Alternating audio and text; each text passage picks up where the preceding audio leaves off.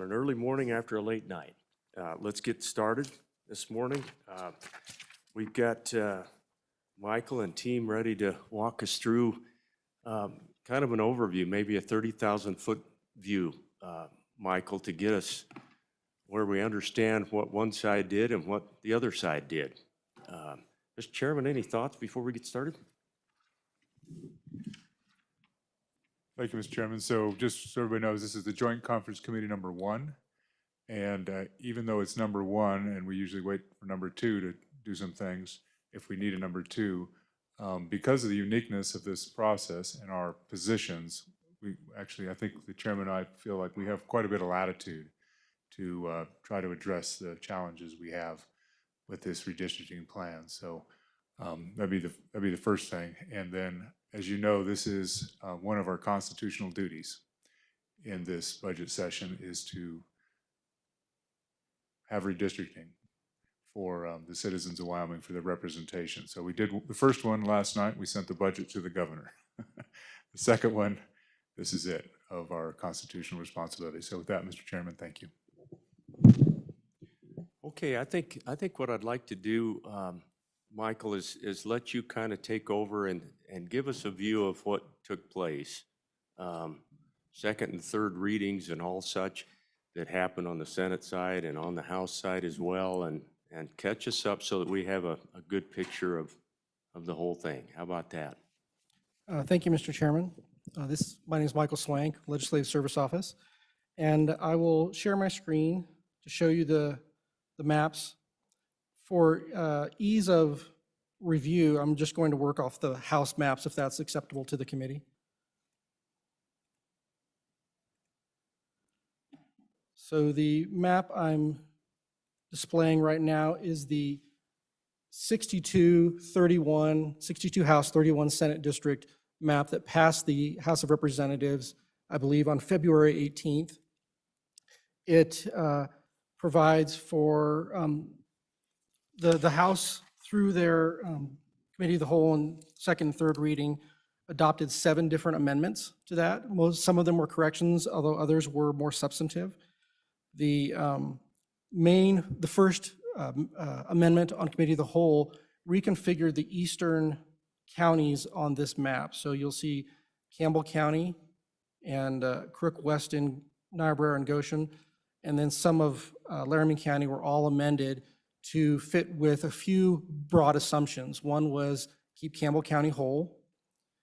There was split Weston County, so you had Crook, instead of sharing with Campbell County, went down into Weston County.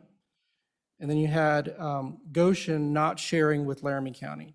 And therefore, you can see that House District 5 starts at the Goshen-Laramie County border and moves northward rather than starting at the top of the Goshen County and moving southward.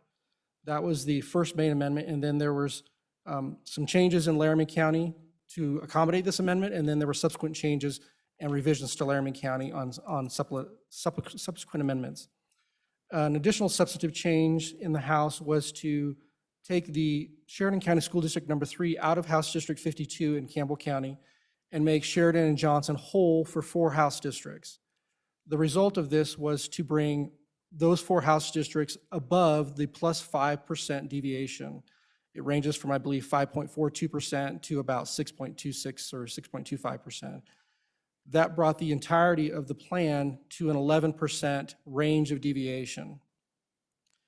The last, I guess, more substantive amendment was to bring some changes, and I'll zoom in here into Green River. The committee's bill, this map is based off of the committee's introduced bill for House Bill 100.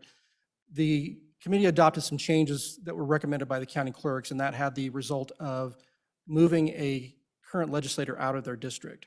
So the amendment, I believe was sponsored by Representative Burt, was to bring this map back into the committee's,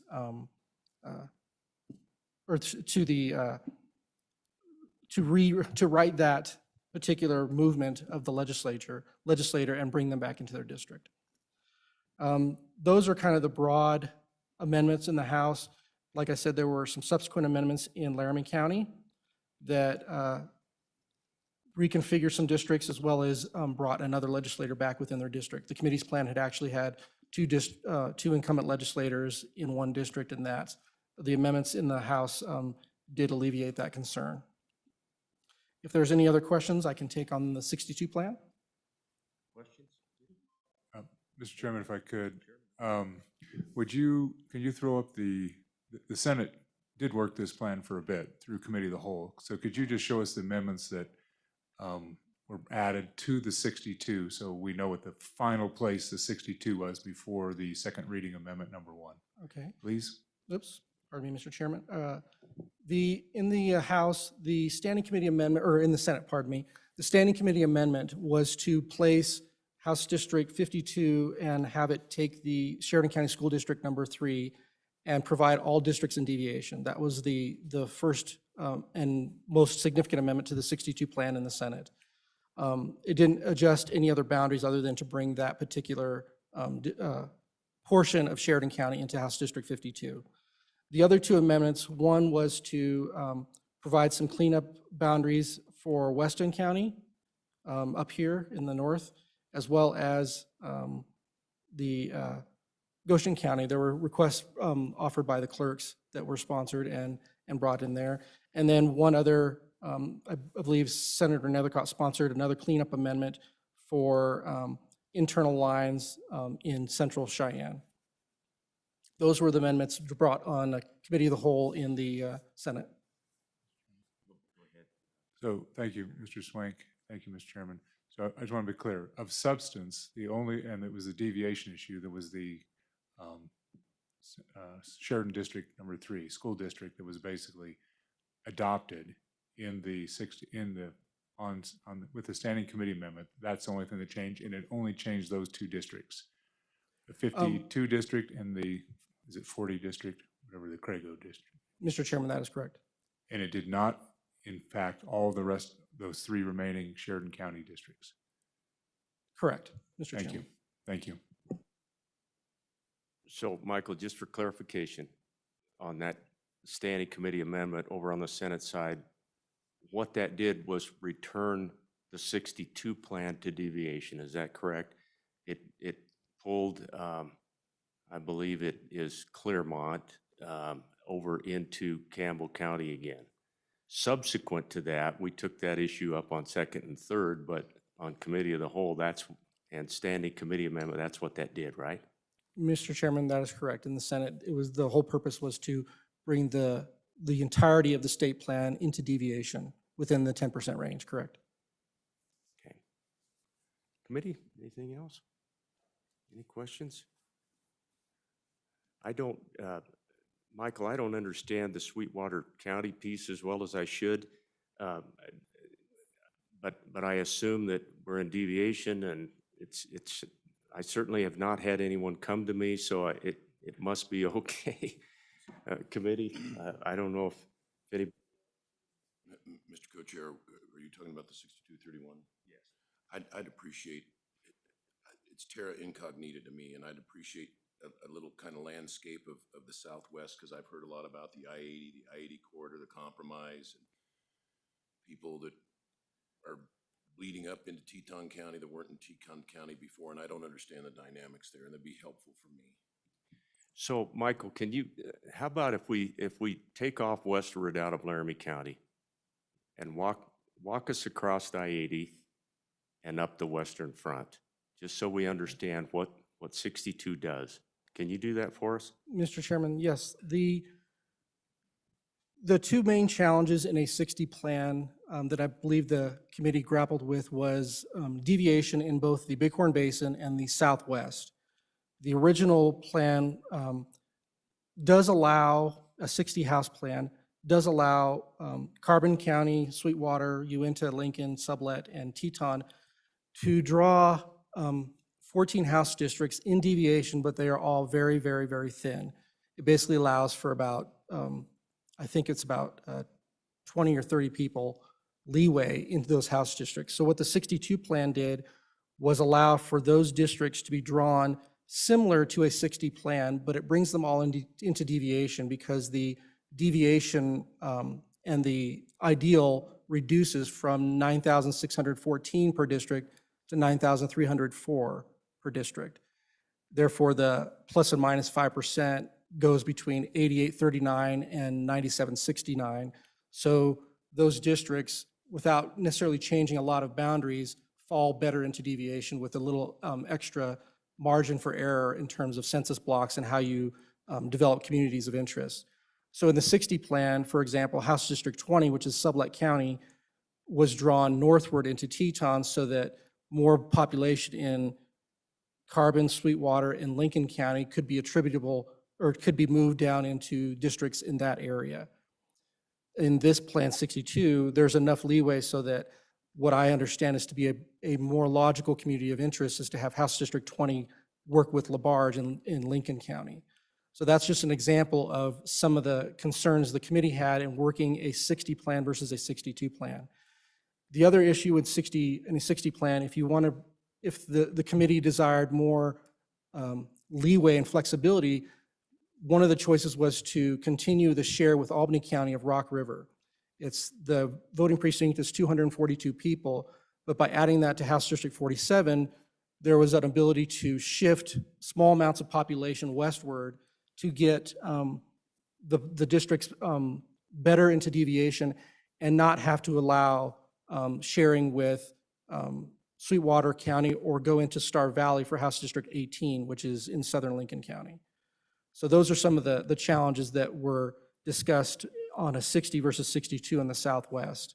But the 62 allows all districts to be in deviation with a little bit more flexibility, and it doesn't push northward into Sublette and North Lincoln County. So go ahead, Representative Summers. Mr. Chairman, thank you. Just, and to understand, and the reason the LaBarge piece looks so funny is because that, in fact, is the school district boundary for Sublette 9. So Sublette 9 crosses the border to the south into LaBarge and picks up LaBarge. And the reason you see that tail is that's just the boundary of the school district. The other issue that was resolved in the 62, I believe, is Red Mountain. Is that correct? Didn't Red Mountain go into Evanston, and that was an issue in that community? The last 10 years, they wanted to be a part of Evanston and not a part of the of House District 18, which is an amalgamation of several counties. And you were correct, when without Rock River, then you have to split Sublette twice. You have to pull some of the bottom into Sublette in because of 18's lack of population, and you also then have to move northward across the Smoot line to get into that northern Afton country. So that was the challenge there, which all of these were resolved by the 62. The other issue, if you go on 47, Michael, maybe if you pan back out, I think one thing you'll notice is 47 is still huge, which is the large red desert one. But in the 62, it's not quite as large. I believe in the 60, doesn't it go clear over to McKinnon? Mr. Chairman, I believe you're correct. Yeah, I think it pretty much consumes all of the open space in Sweetwater and Carbon County. So those were kind of the items that we saw. Michael, did I understand you to say that shifting Rock River back to the west kind of fixes the LaBarge area, but what does it do to Albany? Mr. Chairman, the Rock River or Albany County has enough population to support 4 districts without Rock River. However, again, they become very thin, and their average district size is about 4.5% below deviation, or on the minus 4.5% deviation. So they lose their flexibility in Albany County as well. Representative Zwanitzer. Thank you, Mr. Chairman, and I'm sure Michael can correct me if I'm wrong, but what we struggled with as a committee for 6 months is it legitimately took 7 counties, all at a deviation of like negative 4.5 to keep those 14 House districts all within deviation. And so, I mean, we legitimately had to take the 220 people in Rock River to make it all work all the way to Smoot in Star Valley, to keep Smoot in Star Valley so people didn't, in that community didn't have to drive all the way into southern Lincoln. That's how tight it was not to lose a single existing house seat in a 60 plan. I mean, it took, 420 miles of 20-person deviations taking in Rock River to make sure Star Valley worked. Because the committee seriously tried, we didn't want to take out any legislative seat, and so the current distribution in those districts, but then it got to be the point where Laramie County, as well as Campbell and somewhat Natrona, were all drawing somewhere between 4.2 to 4.8% above deviation. So each one of those districts, those 14 districts in those 7 counties, could all draw at negative 4.5 below deviation. And that kind of imbalance was something the committee wrestled with throughout the entire 5 months, whether or not Laramie County should get an additional seat or it should go in southern Goshen at the expense of southwest Wyoming. And you can imagine, the heartache and the difficulties on how we made that work. That's why we had several plans that divided Albany County into 5 legislative districts. And we wrestled with that issue for 5 months, which is ultimately, I think, what drove the committee to say if we went to a 62 plan, it gave everybody another 200-person wiggle room, allowed some community of interest to draw easier lines, and hopefully satisfied a lot of the concerns. The other big concern with the 60 plan that we had with southwest Wyoming was nesting. So if you took the 60 plan and didn't move any seats around, even though we thought the deviations were pretty far off, nesting worked. As soon as you moved any one seat, it threw off every, I would say, 8 to 10 Senate nesting pairings, and would require at least 10 senators to have a 50% different Senate district than they had previously run in, which we grappled with was unfair, but better met the population dynamic shifts. So the first 4 months, we talked about going lower to 56 or 52 House seat plan. We had never really discussed going above 60 based on the chambers as well. But ultimately, when we looked at it, how we could keep the Senate nestings, put communities of interest together, the 62 plan did seem to make the most sense to put the basin and deviation. But the 2 areas that did affect and going to there were Natrona County and Sheridan County, which had previously really been untouched, right? They were not in the discussion for the 5 months of our committee work until the last 3 weeks. And I think that's where a lot of the difficulty came from Natrona County and Sheridan and Johnson County saying, we were out of this whole thing, everything was fine. And then 3 weeks before session, all of a sudden they had massive redrawings of their counties, which led to a lot of the internal dynamics I think we saw in both houses of the legislature. Representative, thank you for that overview. And it's, several of us listened in quite often, and we know what kind of lift you guys had on corporations. Appreciate all the work. Let's, if it's, Senator Kinski, go ahead. If Mr. Swank could tell me about thin. Keep talking about thin. I get 5%, but if you're within 5%, you're within 5%.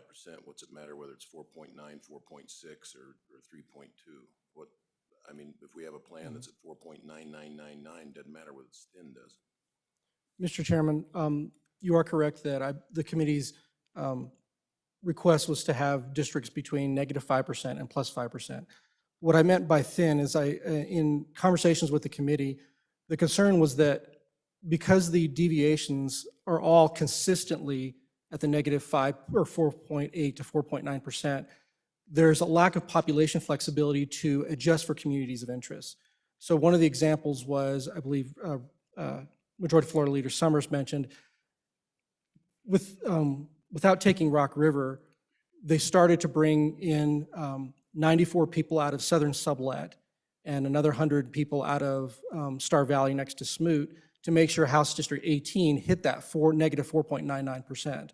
So it was the concern was bringing in very small communities or portions of communities that would be inconsistent with the larger areas that they were residing in. The thin is more or less they had a little flexibility to make any movements to accommodate the communities of interest for those areas. Follow up, Senator Kinski? Well,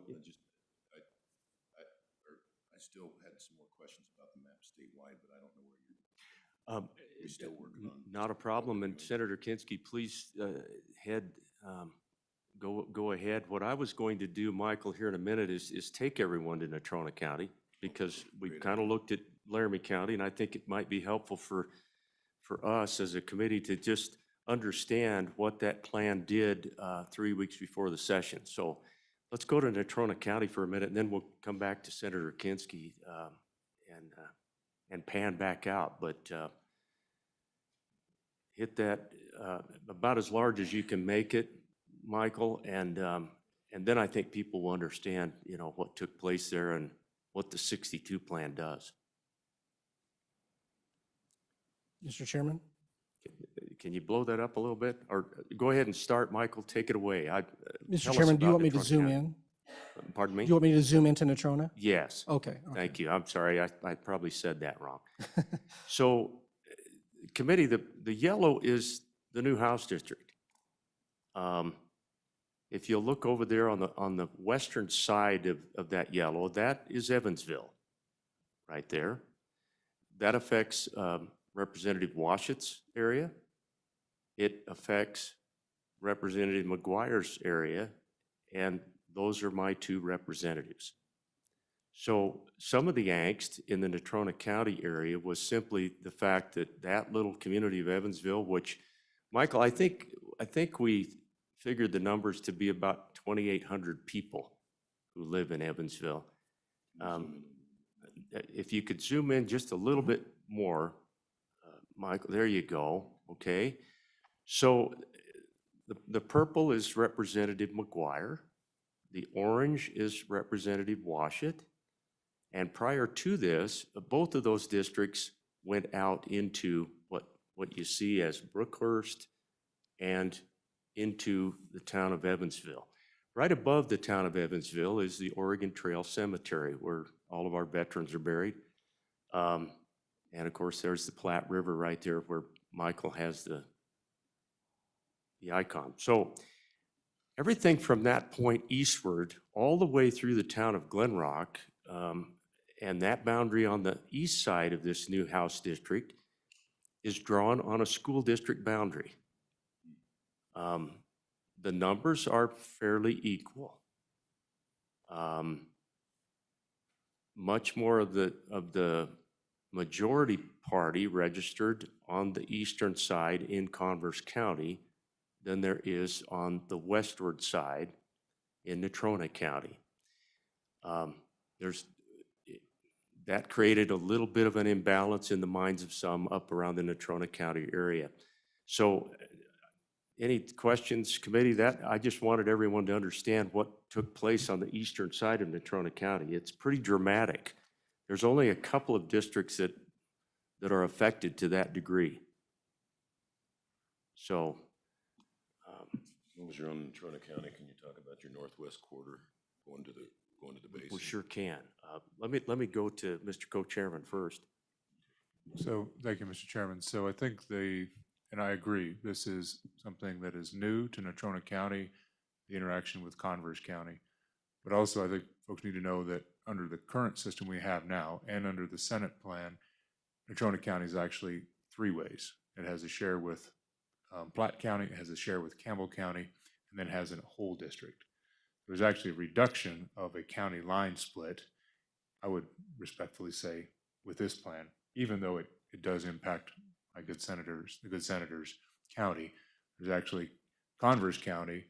Now, I'm not going to speak for Converse County, even though I represent a portion of it right now. They actually have they have less splits in their county now. Thank you, Mr. Chairman. So, Michael, I believe the 62 plan does not affect the northwest corner of Natrona County, nor does it affect around the Boyson Reservoir area. Can you take us over there south of the canyon to Senator Cooper's neck of the woods? Mr. Chairman, you are correct. In the 62 plan, due to the lower ideal and deviation, pardon me, standards, the basin is allowed to draw basically their original plan they submitted to the committee in deviation. It no longer falls out of deviation, and it no longer needs additional population, pardon me, from Fremont County, the park, or Northwest Natrona County, which was in the committee's backup plan at the end of January. Okay. Committee, I wouldn't mind just Michael, could you go up to Sheridan County real quickly? I think we know exactly what took place there in the amendments and whatever.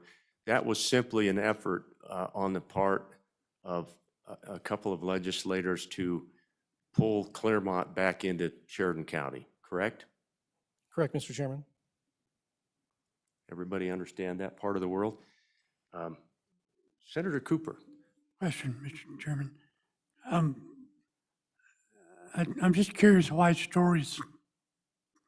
that Story precinct is part of Johnson in this scenario. Mr. Chairman, Go ahead, Michael. the original Region 5 or Sheridan Johnson plan had Story in House District 51, which would be the green. The request, my understanding, the request from the bringer of the amendment in the House was that they wanted to keep Sheridan Johnson whole, but they also wanted to rebalance the district so that no one district was, I'm not sure the right word, but more substantially out of deviation than the others. So there were a few changes, including Story moving to House District 40, this, what I think is called the Prairie Dog voting precinct that was moved to House District 30. And the balancing allowed all districts to be out of deviation, but only by an average of about 6%. If you went to the original Region 5 plan, 3 districts would be at 7 or 8% out of deviation, and 1 would be under deviation. So there was a slight imbalance of population between the 4.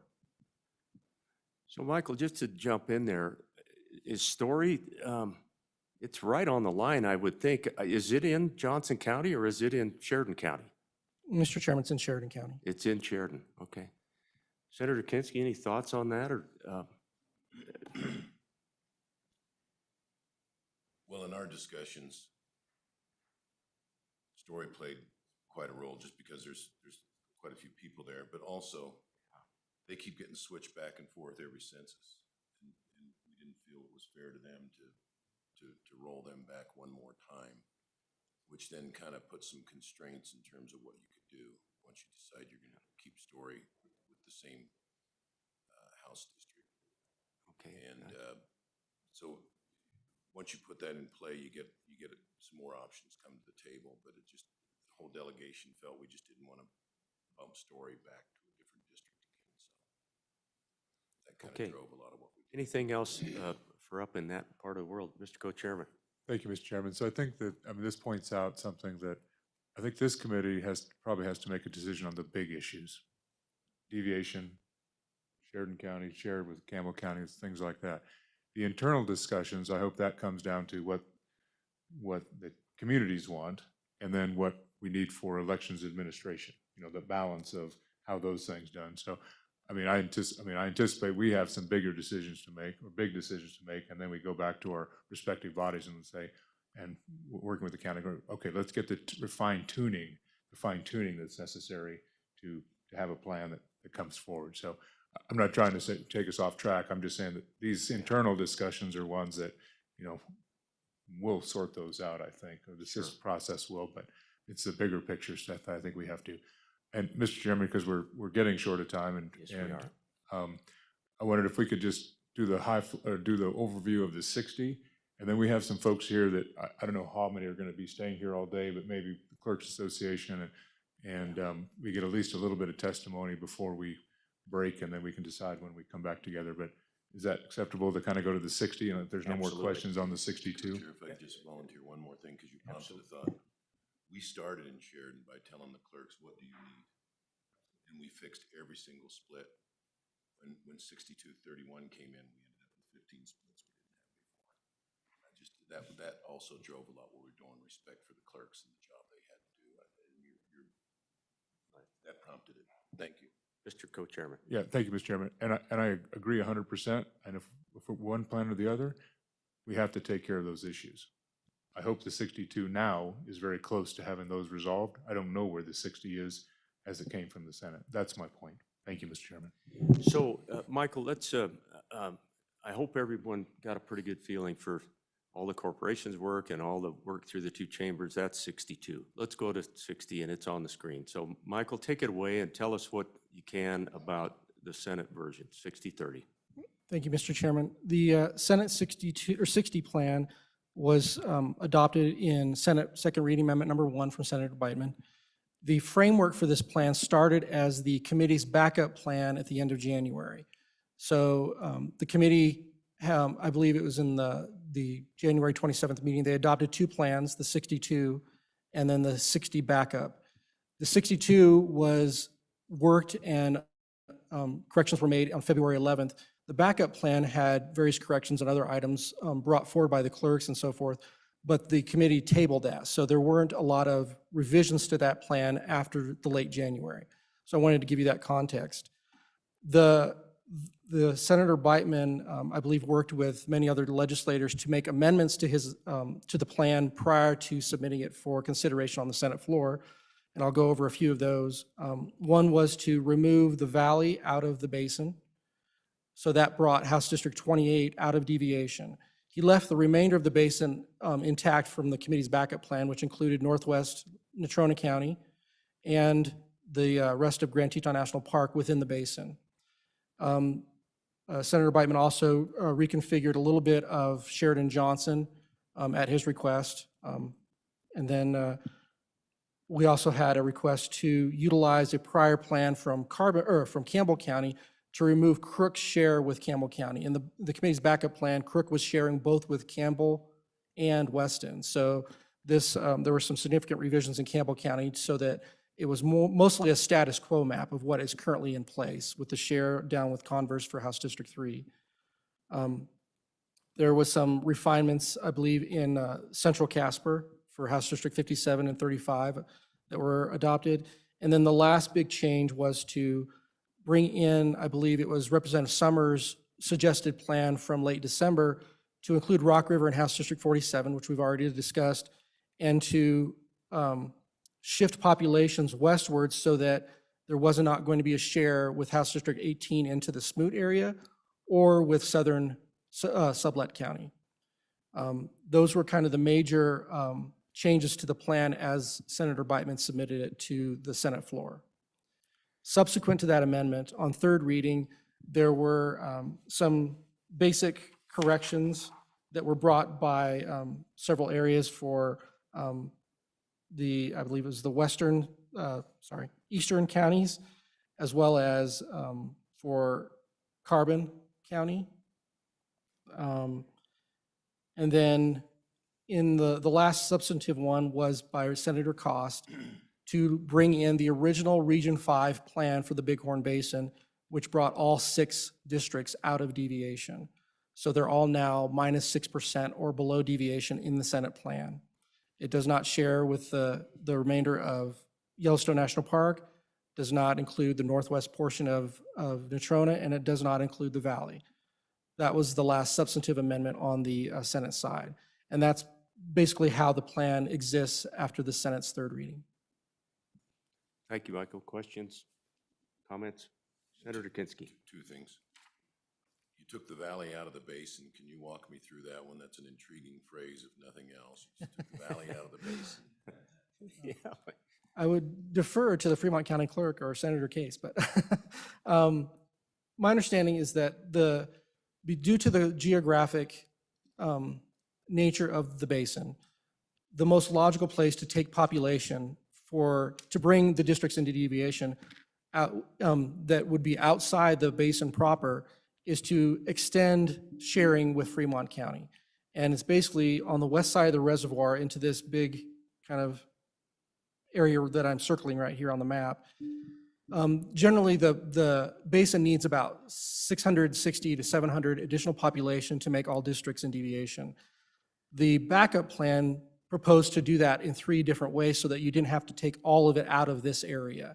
So I believe in the backup plan, there was only about 450 or 460 people taken out of the valley here.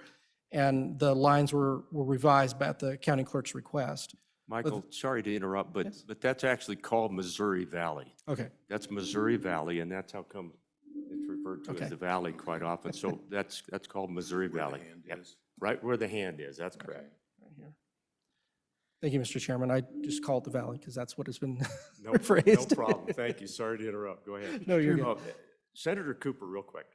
Part of the problem with this particular plan was a big portion of that is Indian land, and it disenfranchises it from the rest of the reservation. Was a big piece of it too. So So, Michael, please continue. Thanks for letting us interrupt. No, Mr. Chairman, thank you.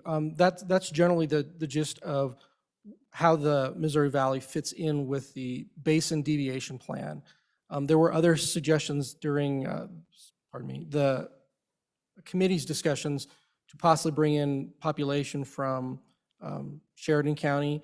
There was even a broad discussion of possibly going into the northern sections of House District 23 into Teton County. The challenge obviously is access in primarily poor weather years, the winter, and getting to those areas. But I believe in the last suggestion was to bring in a portion of western Johnson County, and that was filed in Senate File 60. And Representative Swanitzer knows this well. Some of the maps drew all the way over to pick up Midwest and Edgerton and quite a bit of Missouri Valley, and, you know, just trying to get some numbers up into the Bighorn Basin, correct? Correct. Okay, Michael, go ahead, Representative I Swanitzer. was just going to say, Mr. Chairman, we looked at 4 or 5 scenarios, partnering with Teton County, taking Ranchester and Dayton, going into KC. I mean, we really did look at all options to try to get the basin and deviation. It was every meeting we had, it was a 7-6 vote on putting the basin and deviation, how and where that got taken from. So we did explore that issue quite extensively, and ultimately another driving factor to go to the 62 plan to keep the basin and deviation. So committee, what can we have Michael do? Yeah, go ahead, But Senator. Mr. Co-Chair wanted to try and get some public testimony, so I'll just hold the rest of my questions. Okay. My final question was going to be, do you want to look at anything else on 6030 here before we offer to let people testify a little bit? And I'm sorry we're going to run short of time, but let's, Mr. Co-Chairman, I think we take a little bit of testimony, huh? Would anyone like to come forward and discuss this morning? Let's go to Representative Yin. Please come forward. Good morning. Thanks for being here. Mr. Chairman, thank you. So I wanted to briefly touch on the thinness aspect that Michael Swank was talking about before. So in the 60/30 plan, if you go into the southwest side of the state, you have several districts that are at negative 4.9. So instead of being able to fit community of interest, because you have two neighboring districts at negative 4.9, trying to shift any population to make community of interest fit basically puts one district or the other district out of deviation. So that's what he's talking about when he's talking about thinness. An example here, for example, is if you go into Evanston, the Red Mountain portion, right, that the folks in Evanston wanted to be in Evanston, it is impossible to get Red Mountain into an Evanston district because the population is so thin across House District 18. If you try to put Red Mountain, take it out of 18, put it into the Evanston district, you end up either having to cut into sublet, cut into the Smoot area, because there literally isn't any population that you can take, even with Rock River from Albany County. There isn't any more population that you can take from Sweetwater and Carbon, just because the population is so thin across all of those districts. So those were some of the issues where we have several places where it's either so thin we can't even include community of interest, or you just had the whole region out of deviation, like the basin, where you have to cross over some mountain pass somewhere, or even far in Natrona County to get enough population to go into deviation. So those were some of the driving factors that basically pushed us to say, look, if we're not going to shift whole house districts, the only way to keep everyone in deviation, keep those rural counties rural, while still recognizing the population growth in towns was increase the number of representatives. Thank you, Representative. Appreciate that. Other legislators? Representative Washit, you good? Okay, let's take testimony from anyone else who'd like to come forward. Malcolm? Good morning. Thank you for being here.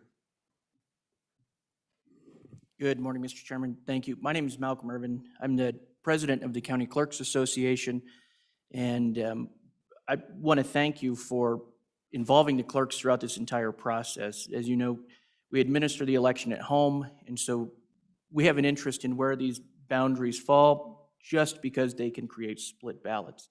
And so our interest is ensuring that we reduce the number of split ballots. We know we will have them. Every one of us will have a split ballot regardless of the number of legislators. But if we have the ability to reduce the number, but also prevent some voter from being isolated, that's a real concern of ours. In some iterations of plans, there were splits that, for instance, would have put 7 people on a split ballot. That means those 7 people in a primary, if one was a Democratic voter, you would know how they voted at the primary. Even in the general, there's 7 people in that area. If 2 choose to vote in the general, you have a very good idea how they vote. And so our only request and interest is to just provide recommendations and assist in any way that we can to make sure that the voters aren't disenfranchised or somehow their right to cast a ballot in secrecy is diminished throughout this process. So that's why we have an interest, and we thank you for involving us. We have no preference on the number of legislators. That doesn't bother us whatsoever.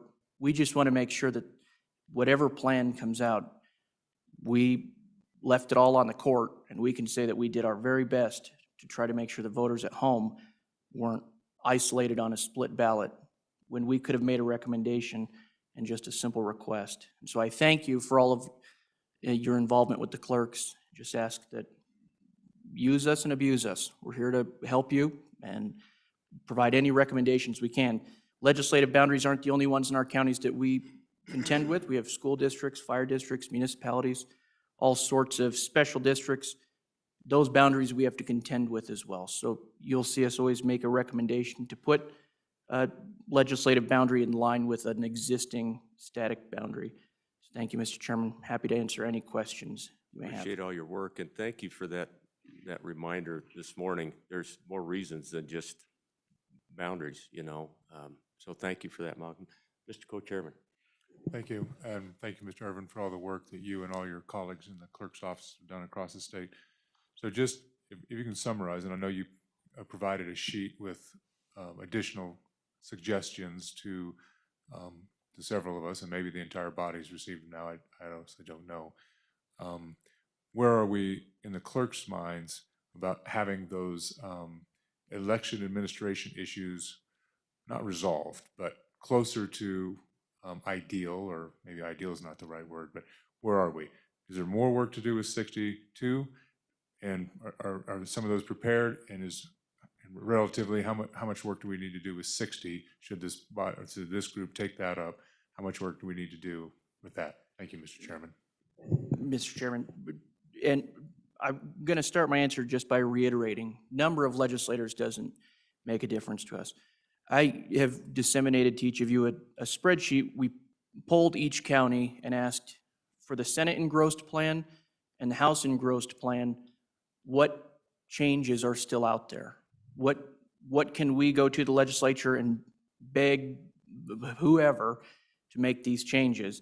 And with the 60-30 plan, because of what Mr. Swank said, it was an iteration of a backup plan we had seen throughout the Corporations Committee interim, but it wasn't something we had a significant amount of involvement. The 60-30, as it came out, the Senate engrossed, had more changes requested than the House engrossed. But I also on that spreadsheet added a tab for you that shows after Senate Committee of the Whole, there were a number of amendments made that resolved some issues with the House engrossed plan. When it came out of the House, we didn't catch everything.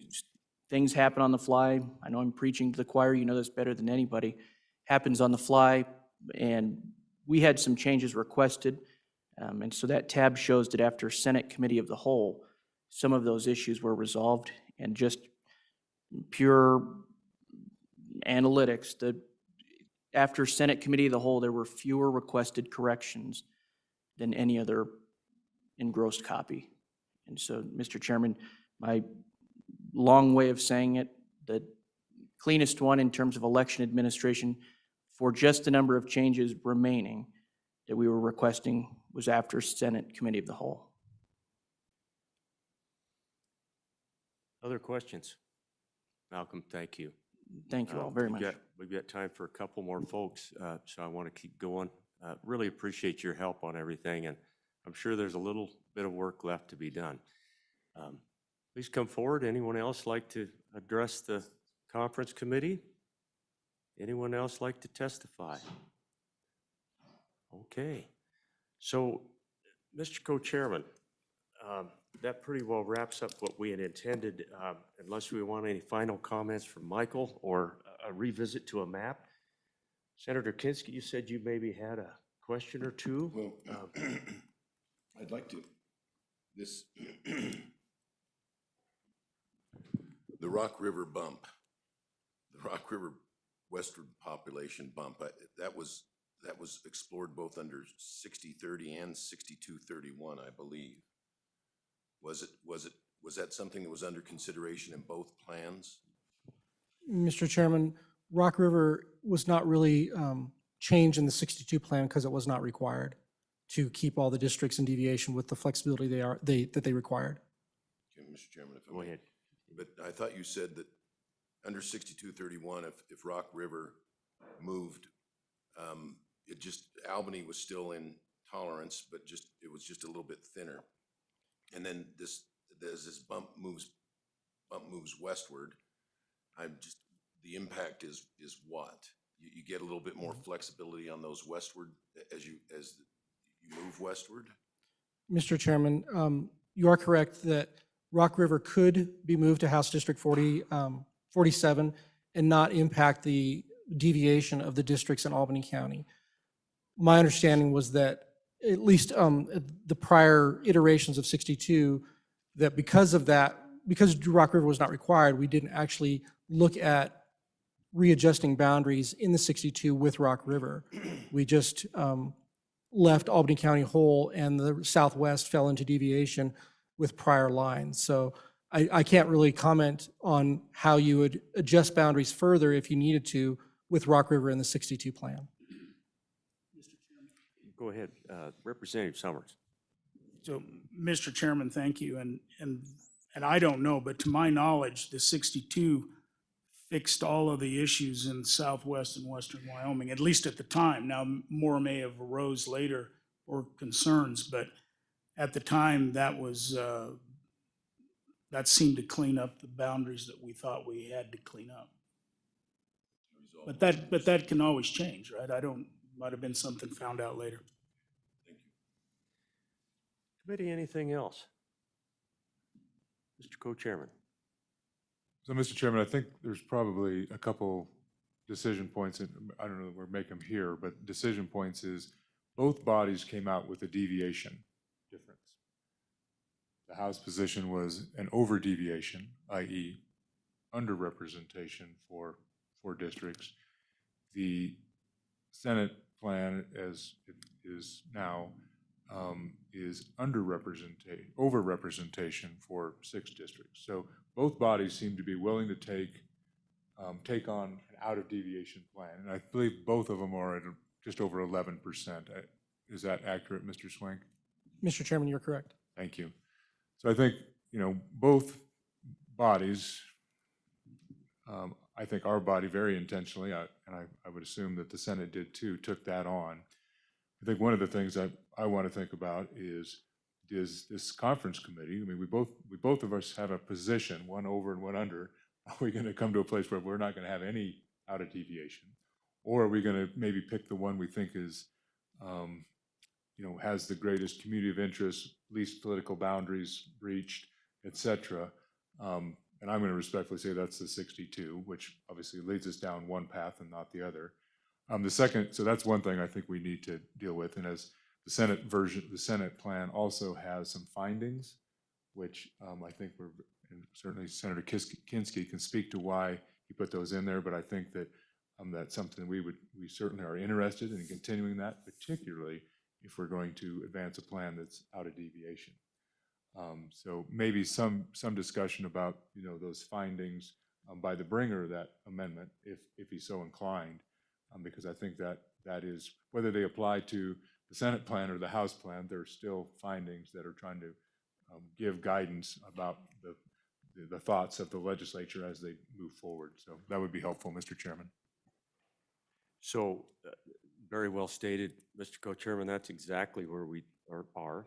And obviously, the Senate side will have to go back and ponder what we've learned this morning. And I would suggest, Mr. Co-Chairman, that we consider coming back in, say, at 1 o'clock today and continue the work. Maybe at that point, we can make a decision as to which direction we want to try to go. And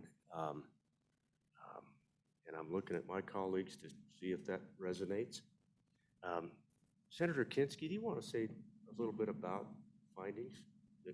And I agree with the co-chairman. I think those might be valuable regardless of what direction. Maybe we pick those up at 1 and actually have a copy of them here. And I was reacting to a comment by staff that findings would be valuable to have. And so maybe we can take a look at those at 1, and maybe one of the staff attorneys can talk a little bit about what the role is or is not of findings. We rarely put findings in our legislation. Right. But sometimes there is a role for it. And I was just unclear if there was a court challenge, whether they start calling witnesses as to why we did what we did, or whether they look just at the record, our debates, or whether they look at the four corners of the bill. But I'm led to believe somehow findings are helpful, but if the lawyers tell us different, we don't necessarily have to do it. So just a real quick comment, Mr. Co-Chairman. I appreciated you kind of outlining, the 62 for a moment.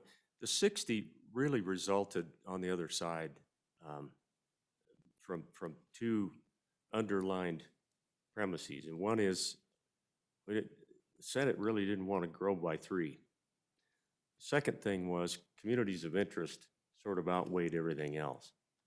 And that's why the Senate really was pretty comfortable being way below deviation in the Bighorn Basin.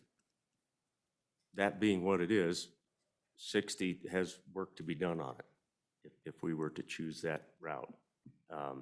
So, Mr. Co-Chairman. So thank you, Mr. Chairman. So you guys didn't just get to grow by 3, we grew by 2. You only got 1, but anyway, sorry. So anyway, there's some constitutional thing about no more than half, no more than 3 times, isn't there? Anyway, and we appreciate that. And maybe when we do come back, if we want to kind of walk through what of those communities of interest were solved in the 60 that you believe the 62 was delinquent in.